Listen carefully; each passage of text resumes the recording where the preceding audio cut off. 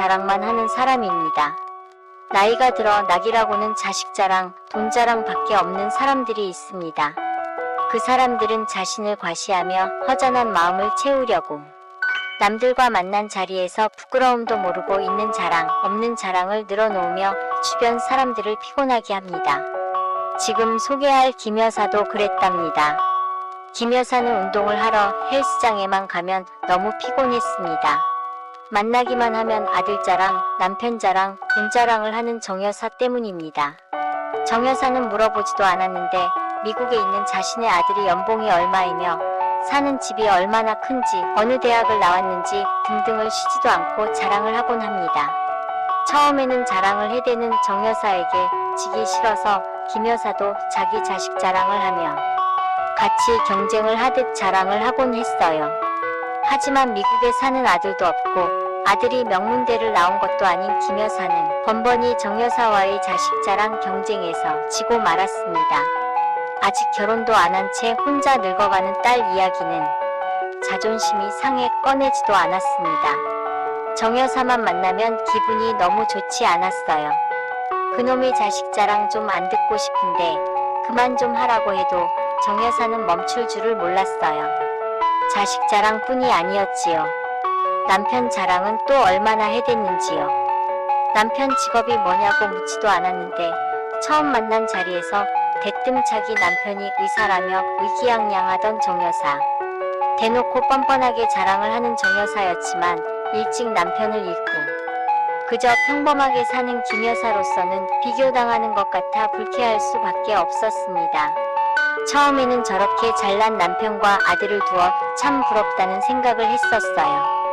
공연히 자신의 삶이 초라하게 느껴져 우울해지기까지 했습니다. 하지만 다른 사람들까지도 정 여사 때문에 피곤해하는 모습을 보며 마침내 김 여사와 같이 운동을 하던 친구들은 정 여사를 차츰 멀리하게 되었지요. 정 여사는 운동 후에 같이 밥 먹자는 사람도 없고 운동을 할 때에도 말을 걸어주는 사람이 없어 이제 더는 자랑을 하지 못하는 처지가 되었습니다. 김 여사도 더 이상 정 여사 때문에 자신을 깎아내리지 않아도 돼서 운동을 가는 것이 다시 즐거워졌지요. 상대방을 초라하게 만드는 자랑쟁이들을 노년에는 반드시 멀리해야 행복합니다. 주변의 자랑을 일삼고 상대를 존중하지 않는 사람이 있다면 조금씩 거리를 두고 차차 멀어지도록 하는 것이 정신 건강에 이롭습니다. 두 번째로 노년에 멀리해야 하는 사람은 투자를 권하는 사람입니다. 한 여사는 최근 친구로부터 땅을 사라는 권유를 받았습니다. 지방에 곧 개발이 될 부지라며 몇 명의 소수에게만 알려주는 고급 정보라고 했습니다.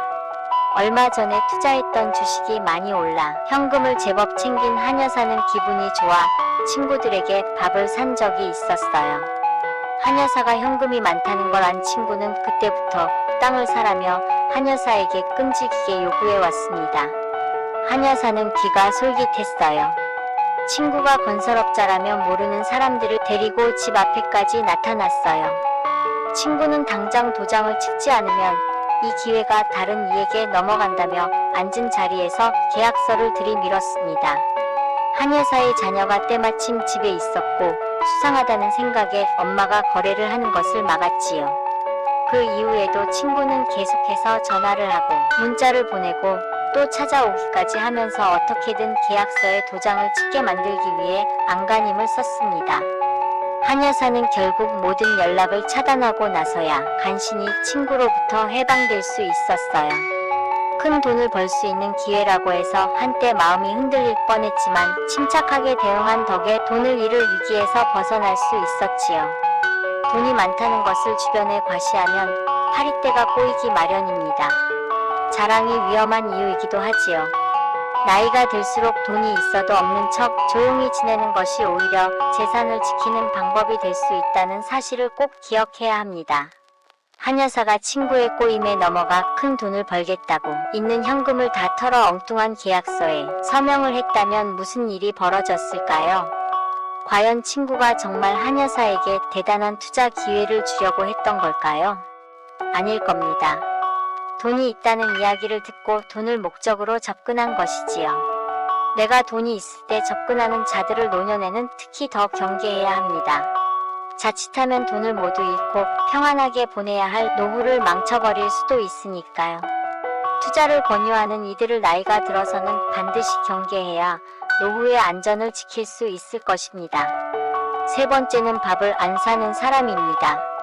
베풀지 않는 사람이라 해도 될 것입니다. 나이가 들어도 베풀 줄 모르는 사람들이 있습니다.